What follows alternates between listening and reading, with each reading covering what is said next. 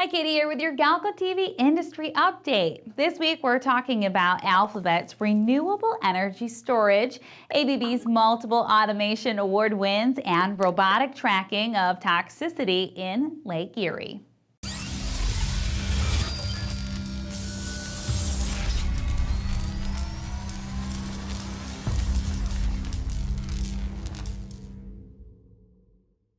Well, Google's parent company, Alphabet, is developing a new way of storing renewable energy that may otherwise be wasted with the help of salt and antifreeze. Researchers in their infamously tight-lipped Lab X are working on a storage system that can be used anywhere, can last longer than lithium-ion batteries, and can compete with the pricing of other energy storage methods, such as new hydroelectric plants. Obi Felton, a director at LabX, told Bloomberg that there are trillions and trillions of dollars in market opportunity if they are able to make the project successful. The project, codenamed Malta, is not yet considered an official X project, though it may quickly see that status if their early Silicon Valley prototypes show promise. Early renderings of the system portray 4 cylindrical tanks connected via pipes to a heat pump. 2 of the tanks are filled with salt, while the other 2 are filled with antifreeze or hydrocarbon liquid. The system then uses electrical energy to create 2 streams of air, one hot to heat up the salt and one cold to cool the antifreeze. A switch is then flipped, which reverses the process and causes the hot and cold air to rush towards each other, creating gusts powerful enough to spin a turbine that can produce electricity when needed. Now, depending on the number of insulated tanks, the system should be able to store energy for multiple hours or even for several days. This salt-based storage system has the potential to be several times cheaper than lithium-ion batteries and other grid-scale storage technologies already in use today. Scientists have already proven this system to be a plausible technique to store energy, so Project Malta is currently focusing on lowering the operating temperature of the system so that more expensive materials like ceramic and steel will not be necessary, lowering overall costs.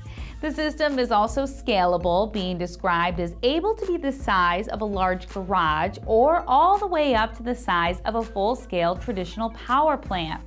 There is currently no set date for larger scale testing of the project, but we look forward to hearing more about it soon.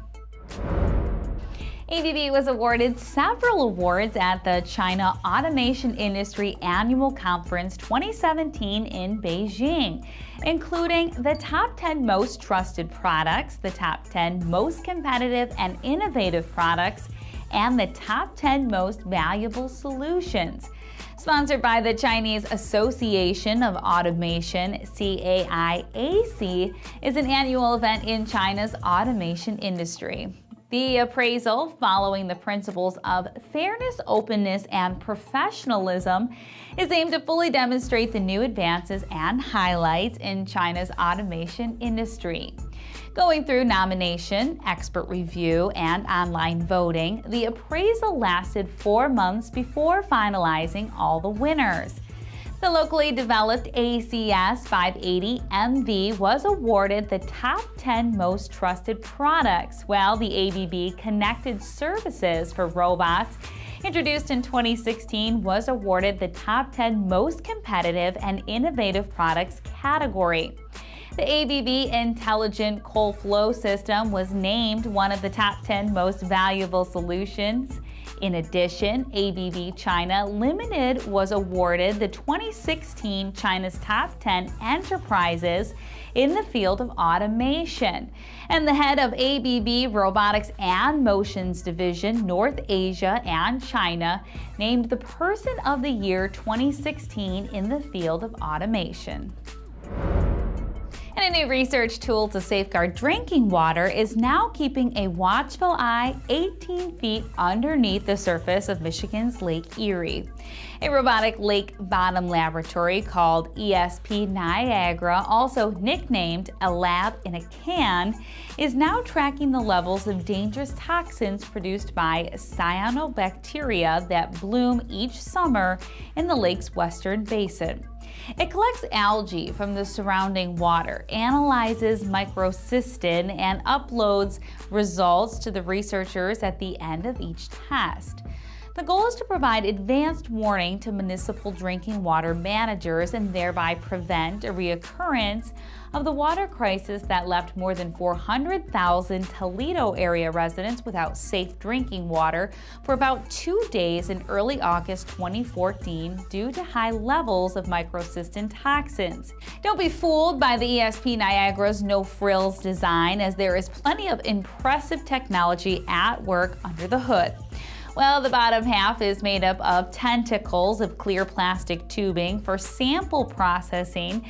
Complex circuits and wiring fill the top half of the unit, along with the 400 D-cell batteries required to operate it. In addition to needing to keep the inside of the unit dry, some other factors had to be considered, including the ability to keep the unit in one place, remain upright, and preventing it from sinking too deeply into the muddy floor of the lake.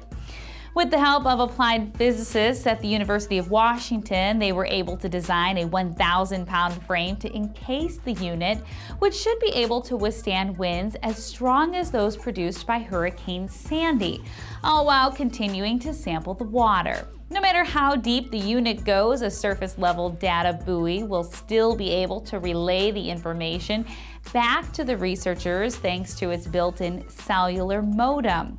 The use of ESP Niagara and other similar environmental sample processors will mean safer drinking water for humans and wildlife alike.